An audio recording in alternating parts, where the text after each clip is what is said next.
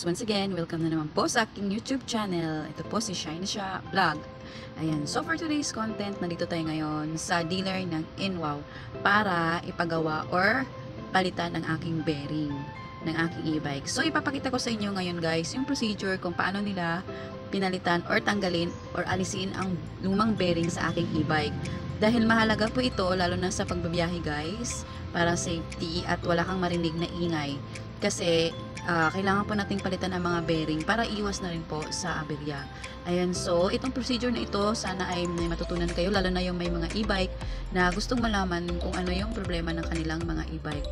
At mahalaga na rin po na ipa-maintenance natin ang ating e-bike time to time para naman po ito ay tumagal at maging safety sa daan. So ayan guys, tinan nyo mabuti kung paano nila inalis or tinanggal or palitan ang lumang bearing ng aking e-bike. Ayan. So itong bearing na ito guys na decide kong palitan, bali pangalawa na po siya. Usually ito naman po ang pinaka-common issue ng mga e-bike, yung bearing at preno. Ayan, at saka yung ilawan kasi yung headlight po, mabilis po siyang mapundi lalo na po pag masyadong maalog or dumaan pa kayo sa mga lubak-lubak na daanan.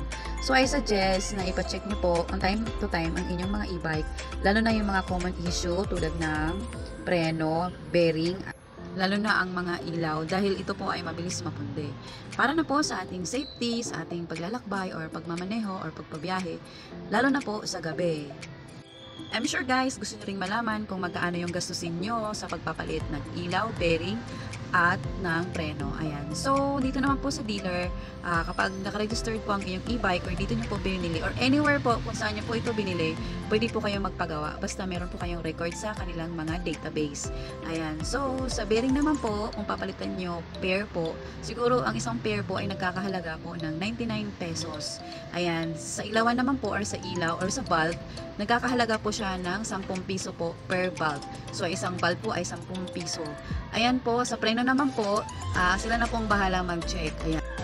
Usually naman po sa preno, talagang sa bearing po nagsisimula ang kanyang issue. And depende na po sa kanila kung paano nila ito i-adjust. Or kung may bibilhin po ba kayo. Or magsasuggest naman po yung technician kung ano yung dapat gawin. Or ipapagawa nyo ba or i-adjust lang po. Or lalagyan lang po ng oil ang inyong mga bearing. So sa case ko naman po, kailangan ko po talagang palitan o ipagawa. Dahil 2 years na po yung bearing ko. And naglo-lost rin po kasi siya, kaya kailangan natin ipagawa.